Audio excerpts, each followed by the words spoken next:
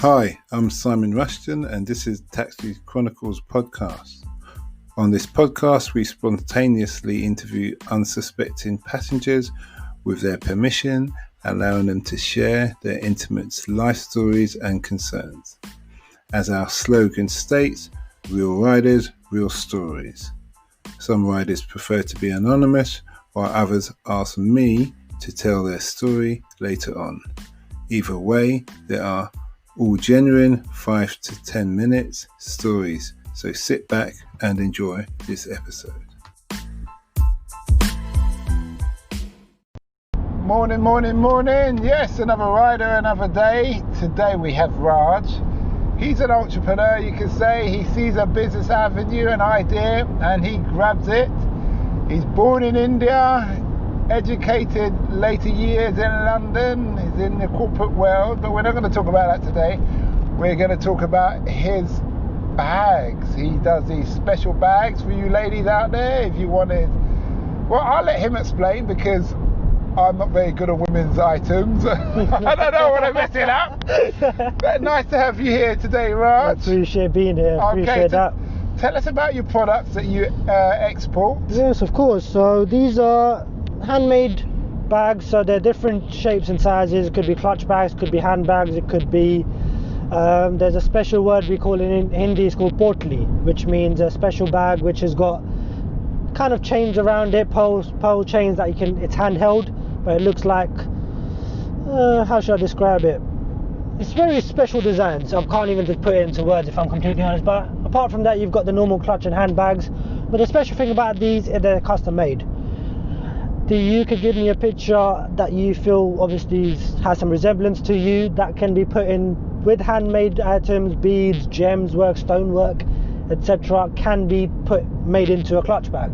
The front of a bag could be, you might be obsessed with unicorns, might be obsessed with parrots or birds, etc. They can actually be put onto that using gem work, and it's all done by hand. There's no machine work whatsoever, and it can be made to your size, your fitting, your colors.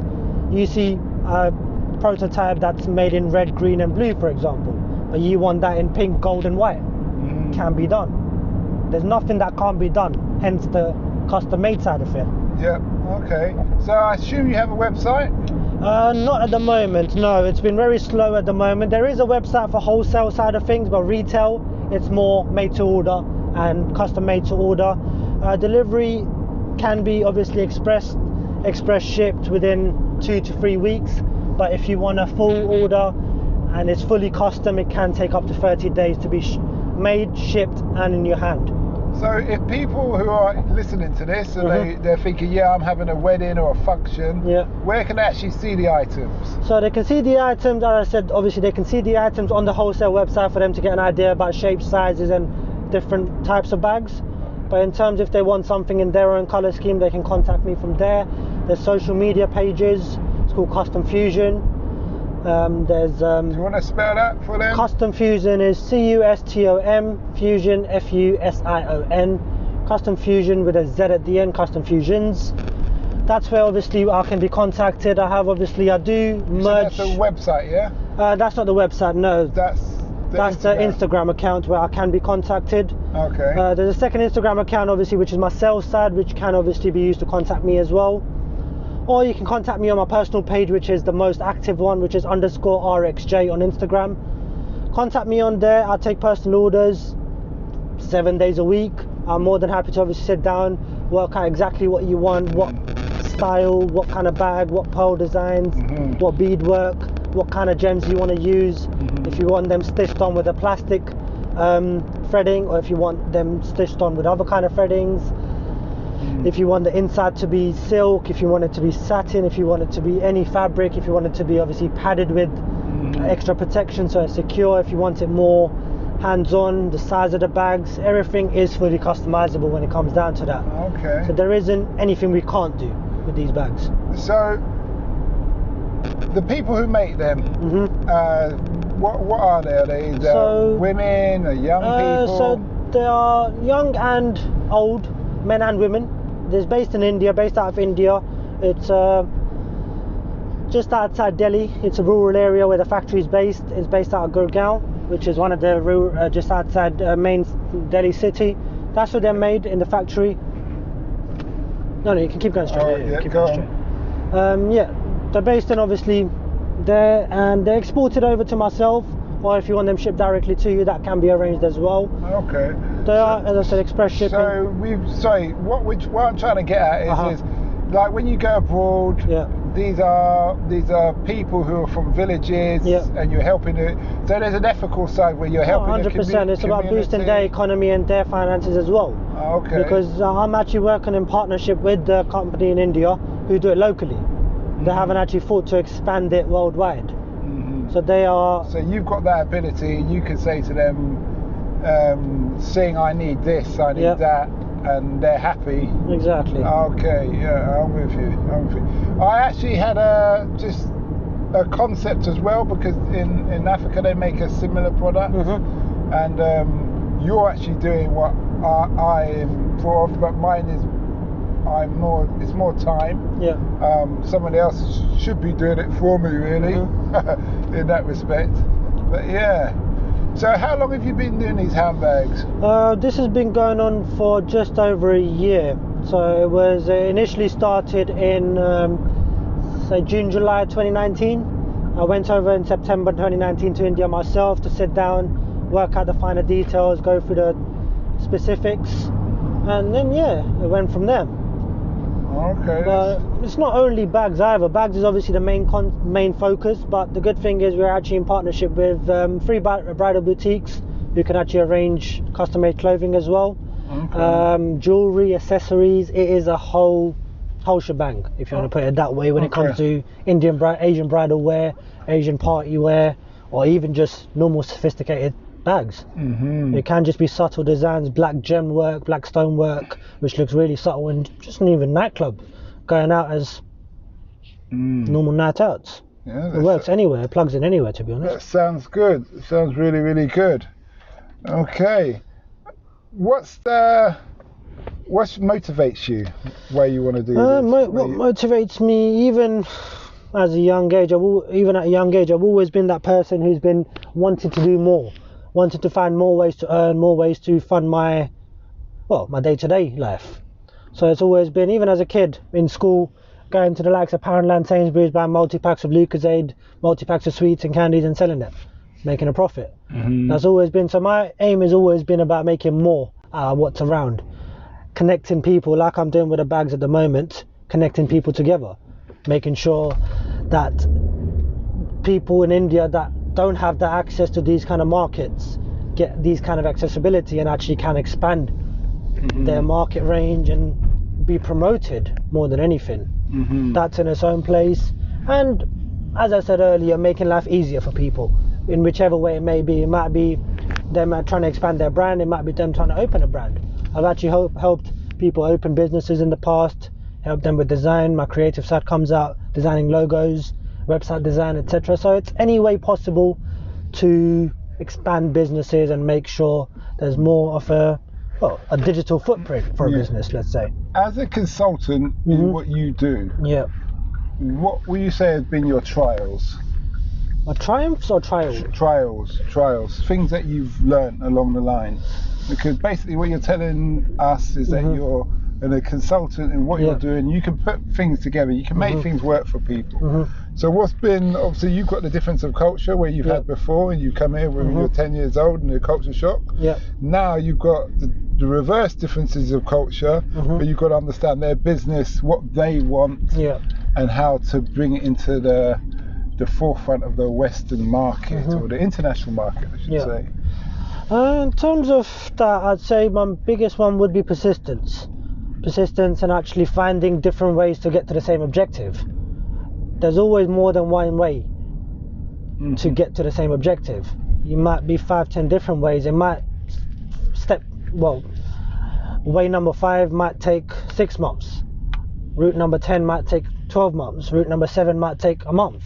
It's about finding different ways and finding quicker ways to get to the same objective. And at the same time, obviously, whoever I'm doing it for, making their life easier so they can focus on what they want to do, and I can be in the back end of things, making sure that everything is running smoothly. So when it comes to what I've learnt and what I implement in terms of what I've learnt, it is about persistence and finding different ways. Would you? So what I'm hearing is patience and planning. 100%. Planning is 2/3 of the job. Yeah, because you've planned the different methods. You've looked at the different methods, and you've just had to say, okay, what is going to work for me on this case, or the client on this case, and then you take the patience to have it out. So you've got to be a really busy person because you're working with different time zones, and obviously you're doing your 9-to-5 job as well. Yep. So how long has this whole handbag and consultancy thing going on? Consultancy has been around for about 3 years. I used to do it obviously in the back end just as an individual, just helping out, design logos. It started off with obviously just doing it for friends. My first ever logo I ever designed was for one of my friends who runs a tuition company. His logo was a simple word art when it first started. Oh, just the word art? Just a simple word art, obviously having the name of the company there and a simple animated graphic above it as his logo. Yep. Which was a tuition company. His main focus was maths. I actually implemented that, gave it a background, gave it a different font, made it stand out more. The name of the company was A-Star Solutions. I actually made the letter A look like a person who's graduating with a graduate hat. Okay. So the background was a stencil of a graph with numbers and stuff like that behind it. So it's about making it more modern rather than just a basic, which catches more eyes. You've got a creative side as well as your accountant side. I do. And your sports. So you're a bit of an all-rounder then. That is true. I love to be involved in all aspects of the business, regardless if it's the creative end of things, management end of things, sales end of things, or behind the scenes HR. I'd love to be involved in every part of it because I know I've learned through my mistakes. I've learned through what I've done wrong, what I've done right.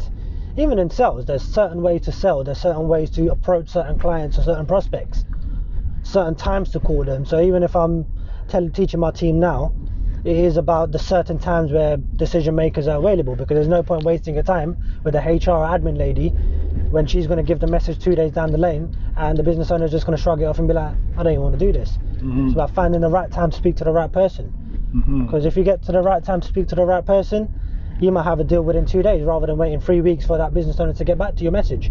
Yeah, and depending on his frame of mind, he could just be very dismissive about the whole predicament. Yeah, and the gatekeepers, admin, receptionists are there to shoo people off and tell people, yeah, we're not interested. So it is about the right technique of how to come across with that gatekeeper, how to get through to the right person that you want to speak to, and how to implement that call, set a meeting. Yeah, do you know what the funny thing is? I used to have my own business, and based on what you're saying is that I used to have a gym. Okay. And a car hire and a fleet of tuk-tuks, and I used to live in Kenya, and a clothing line. Very nice. And I had 2 girls, and one of them I trusted. Well, I trusted them both. Yeah. But one of them who worked in a day with me. So I would say, you sort it out and tell me what you think. Yeah. So if she was telling me, Simon, we should do this, it didn't really take her too much for me to say, okay, then go ahead with it. Yeah. But if it was somebody else who had just come to me, because I had faith in her that she could vet. Yeah. She understood the culture, she understood all the things that I'm thinking. So she said, no, Simon, don't bother with this. I didn't bother with it. Well, she said, yeah. And I said, so I'd ask her some couple of hard questions, and I said, well, if you're happy, we're going with it. Yeah. Like that. As long as I got the answers, a half decent answer, a bit more than half decent answer, excuse me. And that's what brings to mind of what you're saying there. How when you're dealing with business, and the funny thing is, if you're trying to, when I think about this whole pandemic thing, as a salesperson, how do you get past that? So building relationships, because you see what I mean? You're building a relationship. You've got to build a relationship over Zoom or over the phone, and unless you're really good looking and Do you see what I mean? I get exactly. And you can give a very good impression. That's where the charisma and everything comes in to play. Otherwise, you're just going to be left in the cold every time. That is the case. But the way I see in terms of sales and how to close clients, let's say, or even schedule meetings to even approach clients as a prospect, to even show them what you can do for them, it is about finding the need. In these cases at the moment with COVID, it's about finding the urgent need. And the urgent need for any business, regardless of where you are at the moment, is making sure your finances are enough to run you through this COVID. So it's about selling a service to them, which not only obviously is it might be a necessity for them as a business, but it's not a priority. So it's about finding a service that plugs into them as a priority, shows them that there's a possible saving available for them. That in these circumstances, annually, if they spend, like I was saying about payroll in my day job, annually if they're spending 20k a year just to operate a company with their employees, if I can find them a way where they can save 15k of that annually, and I'm telling them annually there's 15k available for you to make sure your business is running through this COVID and is able to survive this pandemic, that's a need for them. That's going to grab an interest for them, rather than me saying, so one of the services, obviously we specialize in security industry. And the service that's needed in security industry is screening and vetting, which is an extensive background check. Rather than me going to them saying, I can provide the screening and vetting service for you and you pay this much to me, they're going to be like, no, I don't want to spend money at the moment. I'm not in a state as a business for me to have more outgoings. I want less outgoings and more incomings. That's the mindset in any business at the moment. So I'd more focus the start of it with payroll, saying, okay, I'm able to save you, as I said, out of the 20k a year, 15k, hypothetically. And out of the saving of 15k, I'm telling you to spend 1,000 out of that. So you're still saving 14k. But instead of 20k you'll be spending initially, you spend 5 out of that with what you're doing. The 15k you save, you're spending $1,000 out of that to have this service. So not only have you saved 14k, you've added another service and doing what you're doing for the 5k you were doing in the first place. So it's about finding, as I said, finding different methods, finding different ways for us to get to the same objective. I'm still going to pursue them with that second sale of screening and vetting, but that's not going to be my primary conversation, my initial introduction.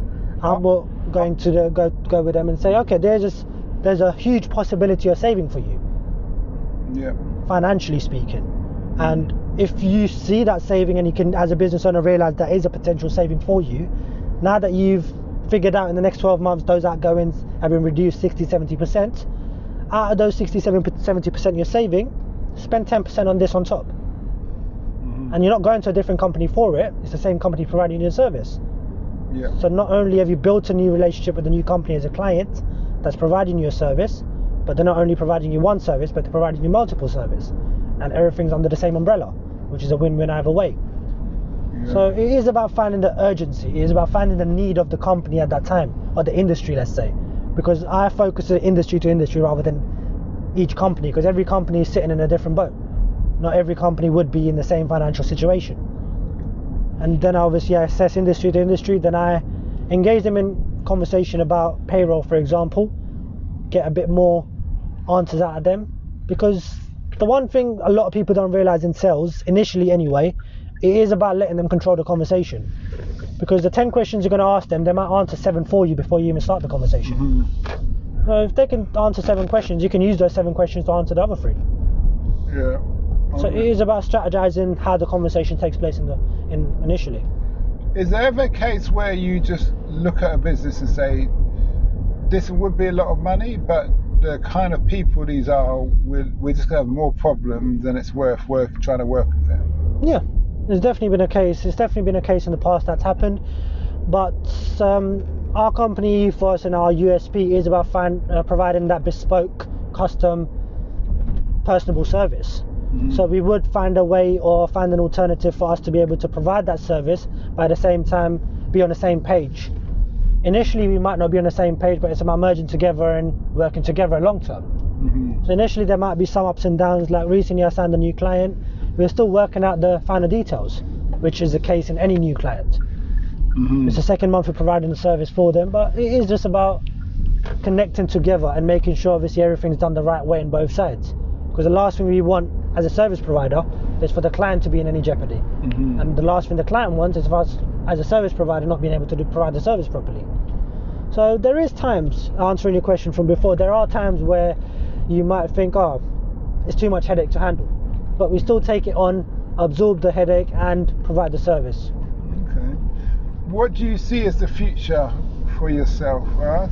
For myself, I had the same obviously goal when I was 21 coming out of uni. By 30 I want 2 successful businesses running, one in India, one here, working together in collaboration, and I want my mum retired by the time I'm 30. That's been my main goal since I graduated.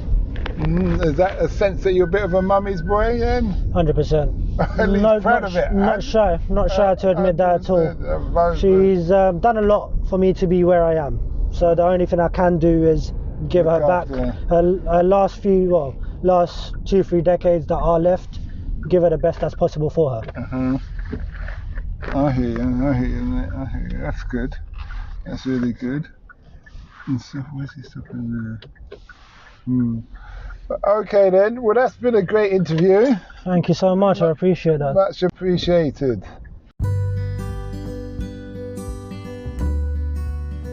We hope you liked that episode. Keeping in mind we never know who we're going to interview. We post twice a day, 8 AM and 5 PM GMT. Have you ever considered the future economies to invest in? Why not listen to our sister podcast, Africa Investor Stories? Considering Africa has the fastest growing economies and population on Earth and has done for many years, it holds 30% of the world's known natural resources. We publish twice a week, Tuesday with a guest investor and Fridays talking about investment, politics and history, providing a clear understanding for any potential investor.